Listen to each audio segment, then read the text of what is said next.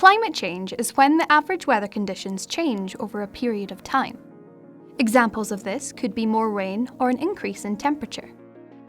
In the UK, the 10 warmest years since way back in 1884 have all happened since 2002. In Scotland, research shows that in the last 40 years, winters and summers have become warmer. But similar changes are happening across the world, and as temperatures rise, it's expected that rainfall will increase, storms will be worse, and droughts and heatwaves will be more intense. But what is causing these changes?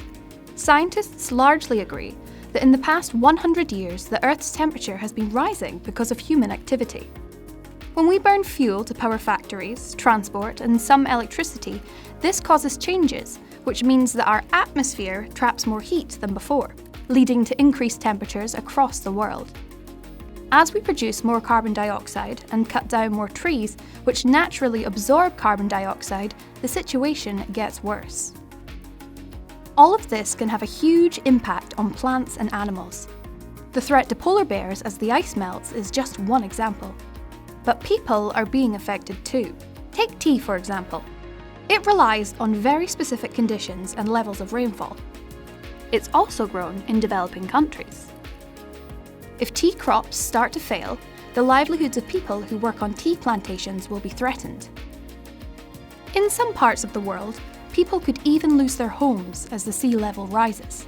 Some scientists have predicted that by 2050, many areas across Scotland could be at risk of serious flooding. Climate change has been a growing challenge for countries across the world. And more recently, this has been recognised by the use of the term climate emergency. This change of words shows how worried many people are about the threat to our planet from global warming.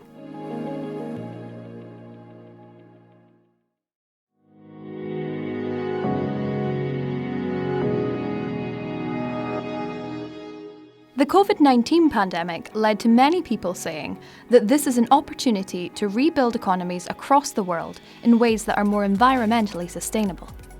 In Scotland, the government had already announced the Scottish Green New Deal, which among other things aimed to have the Highlands and Islands as the world's first net zero aviation region by 2040. There is also the Climate Change Act, which aims to make Scotland net zero in greenhouse gas emissions by 2045.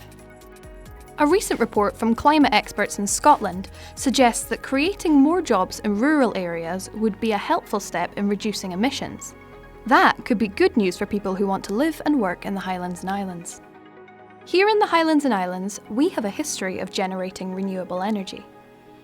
As far back as the end of the 19th century, one of the first known hydroelectric schemes was built on the banks of Loch Ness. This used water to generate electricity and was the start of a now well-established renewable energy sector in the area. Continuing that early pioneering work, the area is now home to Scotland's largest offshore wind farm, about 8 miles from Wick. This site can generate enough power for around 450,000 homes. Add to this the research being done in Orkney and in other parts of the area into wave and tidal energy, and it's good to know that we live in a part of the world that is active in renewable energy generation. As well as renewable energy, the Highlands and Islands helps tackle climate change by adopting ways to store carbon, therefore slowing the accumulation of greenhouse gases that contribute towards the climate emergency. If we think of a tree in the same way as a person, they basically inhale carbon dioxide and exhale oxygen. Planting more trees is one way of reducing carbon dioxide. It also means that we have a renewable supply of wood to build houses and make all sorts of everyday products.